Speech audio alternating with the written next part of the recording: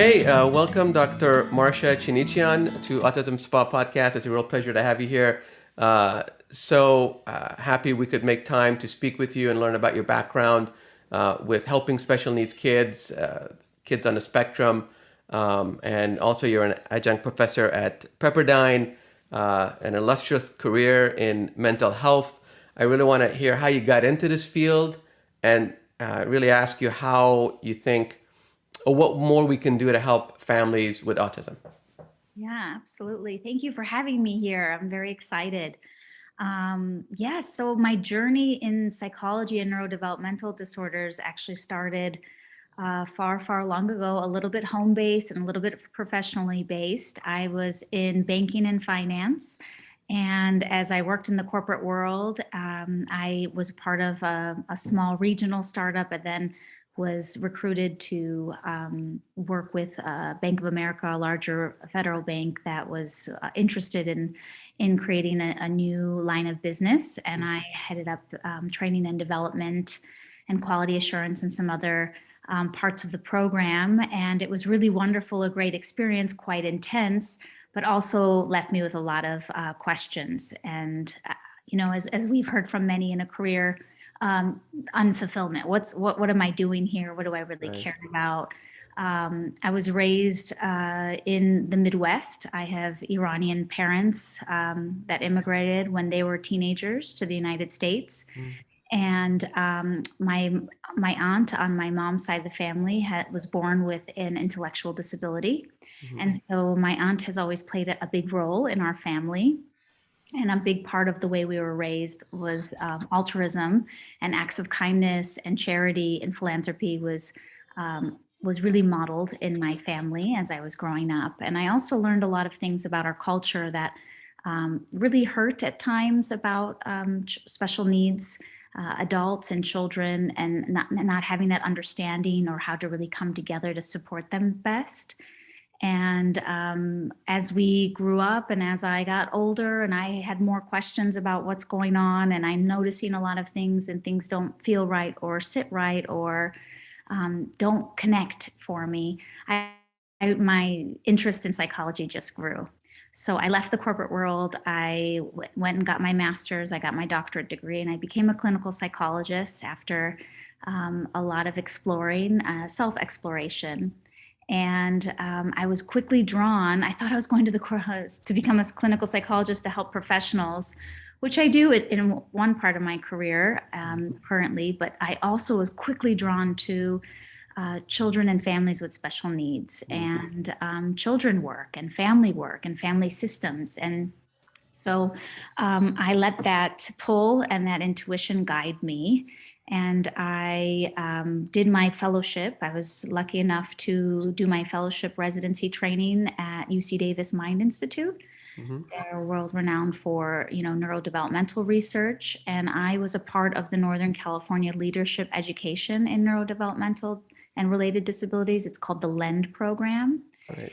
Yeah, and it was really wonderful. It was an interdisciplinary and leadership training for families, self-advocates, clinicians, and community leaders. And it was there that I was able to do some community outreach with my passion for minority mental health because of my upbringing, special needs, families and parents with special needs because of my aunt, and that really touched my heart. And I really deepened my understanding of autism and provided a lot of help as much as I can for families in need in that. So first, let me compliment you on a mid-career change. Thank you. Because right there, that's, I think, that's a whole different conversation, because a lot of people struggle with what makes them happy and fulfilled. And, so many of us, struggle with, is this the right thing? Like spending, and as you get older, maybe more and more think, is this the right thing for me? And you begin to make some of those life changes and maybe some just deal with regret. I wish I would have done this. And then they suffer through the cubicle in the office space until they retire and God knows what. So good for you to make follow your passion to this, and even better, I guess, for the autism community that you're focusing on kids. So tell me about your work with kids. I mean, what are you, as you're doing the assessments, and everyone knows that assessment at year 3 for a lot of services that typically you get, at least in the state of California, um, is a kind of a life-changing thing. It's really a threshold moment for a lot of special needs parents. First, they don't know their kid is officially labeled as autistic, or there could be developmental delays, we say, or could be intellectual, delays. That's a tough time for a lot of families because you're not quite labeled yet Right. until you get that diagnosis at year 3 to get services. So tell us about that, the work you do on that space. Sure. Yeah, it is a really tough time, and there's a lot of questions and a lot of anxiety around those early developmental stages for parents. Even if there are any type of delays, I have friends, I have families. We get calls often about, my child's doing this or is doing that. I'm concerned about autism. Autism has really gotten on the radar of so many that I do hear it talked about quite often. And at the Mind Institute, we're really, the earlier we can diagnose, the better. And we're really seeing that a clear diagnosis can be as early as 18 months. And not just 3 years. 3 years, yes, definitely you start getting services from the state in the public school setting, but you can also get services within the county beforehand. And in California, we call that the regional center. So Right. yeah, and so what I appreciated about the Mind Institute is not only seeing that the quicker we can catch this, the better the outcomes and the prognosis is for Right. families, but also that what you're mentioning on is that acceptance and that Right. those stages of grief or Right. loss and fear and the fear of their child's future, what that could really look like and what this means moving forward. Yeah. Um, I think the reason I'm doing this podcast is, and I'm calling it spa, because I think families need to relax. yes. They need to find their happy place. And, like us, we don't really pray for a cure. We pray for strength. Yeah, And that way, some days it comes, some days it doesn't. absolutely. But you don't always look for, a cure, because I just think that's, you're leading yourself down a disappointing path. And you begin to tell yourself there's something wrong with your child, Yeah. instead of accepting him or her in Yeah. their totality, right? And I think Absolutely. as parents, you go through this evolution, exactly as you say, these stages of grief, to accept and then realize all you want is the best for your kid. And that's what you want for any child, no matter what their affliction or challenges in life. So to Absolutely. be able to just be happy with your child, uh, in whatever capacity they're able to function in life, is what parenting is all about, right? Right. Uh, Absolutely. yeah, yeah. I will say though, and the reason I focus on that 3-year diagnosis, because unfortunately, the person that diagnosed our son was not very compassionate, and they checked the box and they kind of set us adrift, really, afterwards. And it was a really tough time because once you get that official government label, Mhm. you almost forget you're a parent, you forget what your role is to support your kid no matter what, and you just are knocked out with Ab- that label, right? Absolutely. Because up until then, it wasn't official. You had a fear, you had a concern, you were getting services, but no one put a label on your kid.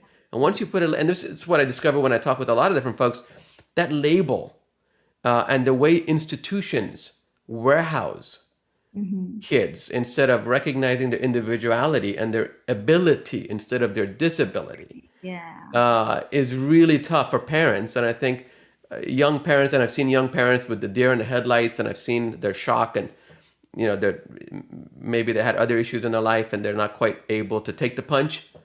It is a Yeah. little bit of punch, emotional punch, and it's a little bit self-inflicted because your kid didn't do that to you. You subject yourself to that disappointment, and it's a tough transition into acceptance. And then it took us a few years. It wasn't, we weren't as resilient as some other parents are. Absolutely. I'm so sorry to hear how Yeah, heartbreaking that story about the way you received that diagnosis. yeah, no guidance, No. nobody helping you with any type of advocacy, what this means, where to go, what are your rights, how to really empower parents at a time where, yes, it's being blindsided by Yeah. something you would have never imagined Yeah. or suspected, and the acceptance does take time. Absolutely. And I will say, I'll add, I don't want to, again, that person, I don't know, maybe that's just the way she did things, I don't know. But what caught me off guard, back then, we were hopeful that ABA would have some impact. And you know what? I talk with other experts and they say, look, works for 15, 20% of the population. It doesn't work for everybody. Yes. There's a lot of other therapies that can supplement Yes. ABA, but they're not a replacement. That person said, you could do ABA, not do ABA, do whatever you want. It won't make any difference. Wow. That was, talk about getting a gut punch. Yeah. That was tough, and that was, not every, I'm not saying not every clinician will say that. They won't, I hope not. But healthcare professionals, most of them have a lot of compassion, a lot of understanding for the difficulty that parents are facing and the adjustments that they're going through, and they try to be helpful. But like any other field, it's evolving. I can't say that 10 or 20 years ago, but I can say that now. Absolutely. I mean, there are corporations just having teams for autism, like Microsoft. I mean, there are entrepreneurs, like you said, San Francisco's filled with people on the spectrum holding amazing positions, doing amazing things. Right. It's anything is possible. Right. That's evolved. It wasn't there just a few years ago. In fact, I just connected with a cybersecurity company in Australia at the Neurodiversity Summit at Stanford. Wow. And what they do is they specifically seek out people on the spectrum to help with cybersecurity. Then Ernst & Young has a neurodiversity center. I don't know if you heard of it. You mentioned Microsoft, Google, Amazon. All the big companies are developing neurodiversity, either coordinators or job support positions, or actively recruiting people with these skills, adults, and in so many ways helping families care for loved ones. Not everyone is going to be a NASA scientist, Right. Or play the piano at the age of 3. Absolutely. There's a range. There's a wide range, and they all have strengths. They all have purpose here. Yeah. And it's important to keep that in So mind. as you're speaking with families, I guess I wonder, I always ask this of my son's teachers and other folks, like, what is it like on the other side? What are other families experiencing? Because you always want to compare your kid to where he fits on the curve, if that's the right way of saying it.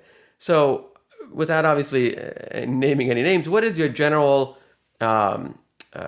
practice in dealing with families, and what are you experiencing in the range of issues that they're having typically?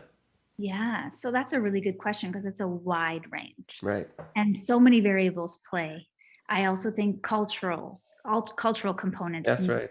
play a huge role about how long can that acceptance, or the family and the opinions, and all that kind of stuff can impact the journey and the child's treatment. Right. So I can't say this is what's going on, and I don't. We don't like to compare, because every child and family is so different with their own components and their own uniqueness. Sure. But I can tell you that children and family, I know parents lose a big part of their identity, and mostly mothers.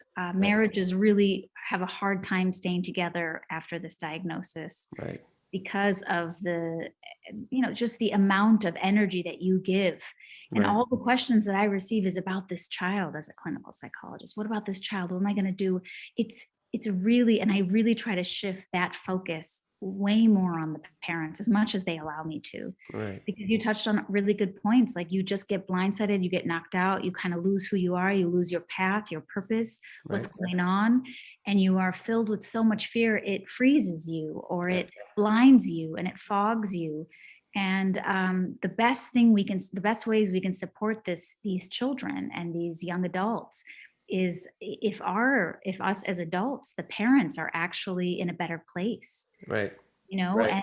and that's really where I feel the most need or the biggest pull is to really try to connect with mothers who are Right. primarily giving up careers because one person needs to stay home full time to Right. just coordinate these treatment plans, coordinate a lot of the stuff. I mean, very few mothers can have a bustling career or robust career with a diagnosis of this Right. for a child. And I know many mothers that gave up their careers that never planned on this. Right. Change And their plans, their fun, their weekends, their yeah. nights. Yeah, it's definitely a life adjustment. You could have that with anytime you have a child that's struggling, right? It could be drug addiction, it could be physical impairment, but autism, as I always tell people, leaves no stone in your life unturned. Yes. There isn't a single part of your personal life or professional life that is unaffected. And you Right. begin to make life choices based on that. I want to only work for remote companies, or nowadays, work from home or part time, or whether you're a parent, you both, especially if you're sharing responsibilities. I don't think it should be all certainly on the mother. Mom shouldn't have to make career choices. Sometimes dad should make, those Sure. stay home and It's yeah, less, but yes, of course, yeah, yeah, everyone needs to chip take in. part. Yeah, in some ways, but it is so exhausting. It is. And so the best way to support these parents are, ways for them to get connected with another group. So Right. you're right, it's very therapeutic and it really helps to hear other parents with what they're going through. Right. It does help, and I've been to a few of those parent groups, dads groups. Yeah. I have to say, one thing I felt is that I didn't want autism to be the only thing I have in common with these people, Yeah. right? I mean, it didn't feel like being in an AA meeting or something, Right. Right. You have an identity too. I used to be someone before Yeah, you are somebody else. yeah. You're a lot of parts of So it. yeah, so it was what it was, and I think every family will find a different way, or should find a different way to make it work, Mhm. to not only deal with each other as couples, but deal with your other kids that may not be on the Yes. spectrum. Sibling issues is a whole different ball of wax, and whether A there's group for that. equity issues and concerns, and you pay more attention to him because I got my own problems, and to another teenager, their social anxiety issues at high school is just as grippingly difficult Absolutely. as a kid struggling with autism. I love that you touched on siblings. We had a siblings group and they were so strong and united because they really could feel each other about Yeah, having a family member with autism and how this has impacted them. And right. they really united quite well. Yeah, And the parents group was really, as much as we try to focus on self-care and their rights and advocacy and really try to empower them, yes, in so many ways it circles back to this yeah, child.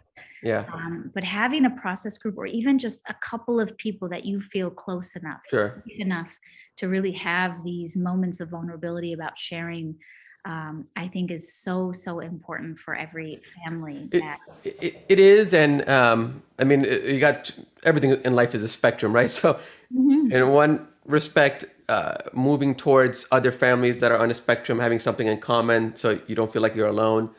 In another respect, being with, I want to say, typical families, also is a cleansing experience. You don't feel, like everything's normal, but at Oh, the same time, when right. right? But you fake it, you kind of, hey, everything's fine, no problem.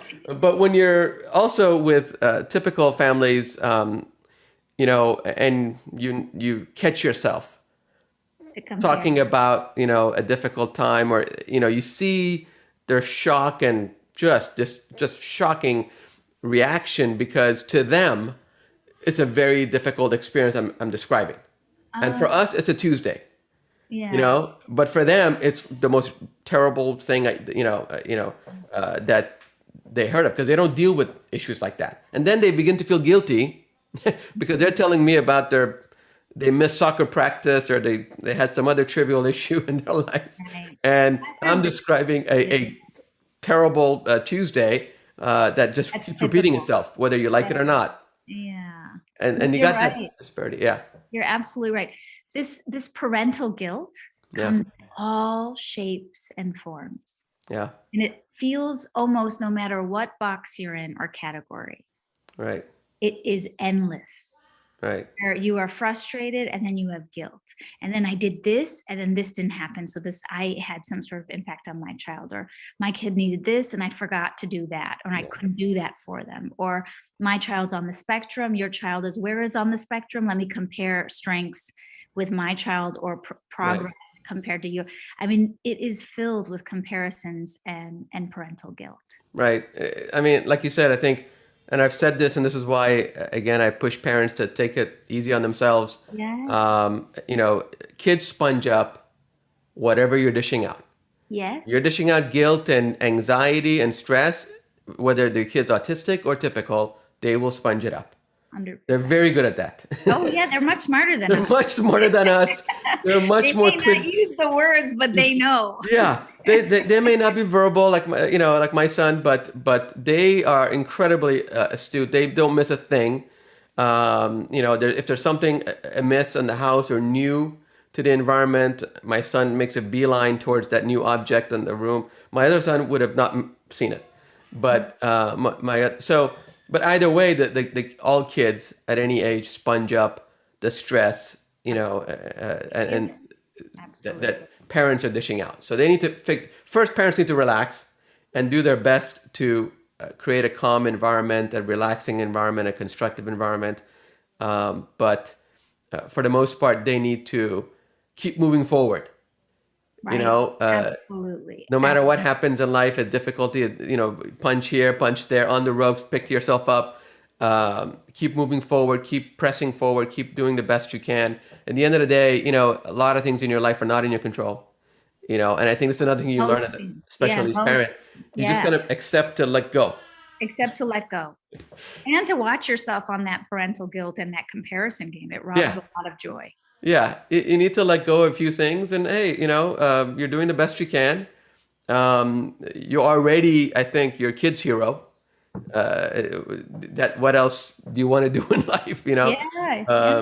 I think it's just been like most parents, like you say, they go through grief and then acceptance, and I think if you can go through those feelings and allow yourself to have those feelings, compress those feelings, whatever, the sooner you'll get to the joy of being a parent of a special needs kid, which is, like you said in the beginning, something special.